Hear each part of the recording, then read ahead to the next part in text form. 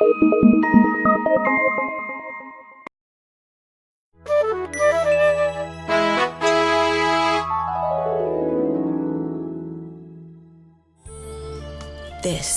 is the story of a poor young girl who sold matches in the street.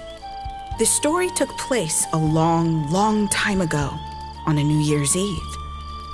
It was snowing heavily, and it was severely cold outside.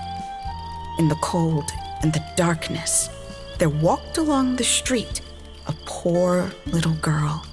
She had no extra clothes to cover herself from the cold. And she had no shoes to save her feet from the freezing cold. She had slippers on when she left home, but they were much too large for her feet. They were her mother's slippers. She sold matches for a living. That day, she left home to sell matches on the street as usual. Oh God, it is snowing heavily. It is too cold today. What will I do? If I don't go to sell matches, my family will not be able to buy food. She decided to brave the cold and sell matches. She was just about to cross the street when a horse carriage sped towards her. She was scared, and she ran across the street to save herself. She had lost both her slippers while she was running. Oh, my slippers.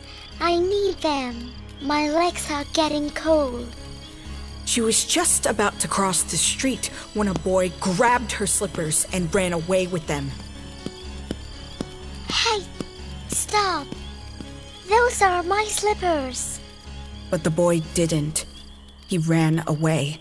So the little girl continued walking with her bare feet. Her feet had turned blue in the chilling cold. My leg. They are paining. Oh, it's so cold today. In an old apron that she wore, she had bundles of matches, and she also carried a bundle in her hand. She sat a corner in the street and waited for customers to buy matches from her. She waited for a long time, but no one came to her. She never lost her hope and continued to wait for customers. It was snowing heavily now. The poor little girl was shivering with cold and hunger.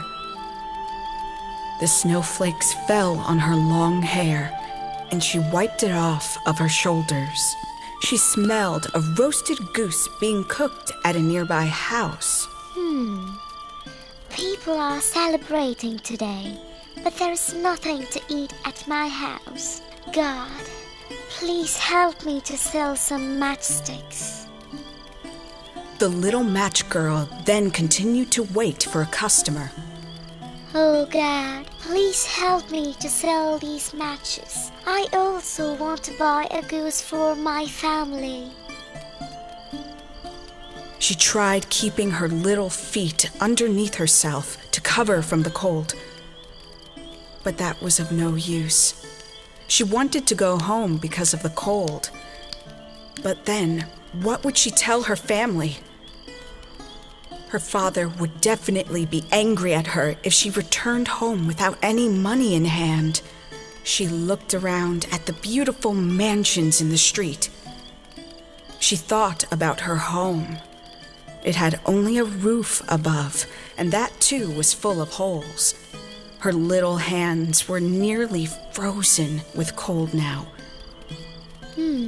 I can light a match to warm my fingers. So at last, she drew one match out and struck it. It gave out a warm, bright flame like a little candle, and she held her hands over it. The fire warmed her fingers. Oh, it feels so good. I'm getting better now. But once the flame went out, she started feeling the cold again. So she rubbed another match against the wall. It burned brightly. Then a miracle happened. She could see through the wall where the light of the match fell. She could see what was going on inside the house.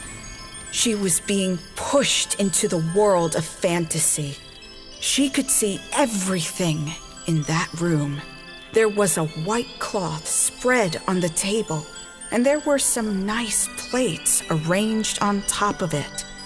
A stuffed roasted goose was placed at the center, and it had a delicious smell. Then she saw something she couldn't believe. The goose jumped from the dish with a knife and fork still in its breast, and it ran straight towards the little girl. But the match went out, and everything vanished quickly. Then she lit another match. This time, she saw another fantasy. She was under the most beautiful Christmas tree, larger and far more prettily decorated than the one she had so far. She was fascinated by that Christmas tree. She walked forward and stretched out her hands to touch them, but then the match went out. Then she struck another match. This time, she saw a long trail of light in the sky. Huh? It looks like a star has fallen from the heavens. It seems someone is going to die tonight. It was her grandmother who told her that if a star falls from the sky, then someone will definitely die to send the soul back to heaven. She struck another match against the wall. In the brightness, she saw her dear old grandmother. She loved her grandmother a lot. Her grandmother always showered her with love and kindness. She moved the light to the front and saw the smiling face of her grandmother. She was so happy to see her grandma right there. Then she started crying. Oh, dear Grandma, please take me with you. I know you will go away when the match burns out. You too will vanish, like the New Year's feast and the beautiful Christmas tree. The little match girl didn't want her grandmother to leave. She knew that her grandmother will vanish when the light burns out. So this time, she lit the whole matchsticks together. The match burned a shining light. Grandmother then came close to the little girl. She looked at her with compassion. She took the little girl in her arms and flew up into the sky. They flew far above the earth, away from cold and hunger, to the heavens.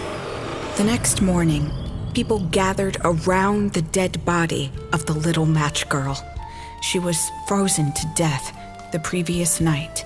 Her body was leaning against the wall with a smiling face. People wondered how could anyone die with a smiling face? But no one could imagine the beautiful things she had seen, or how happily she had gone with her grandmother into the heavens.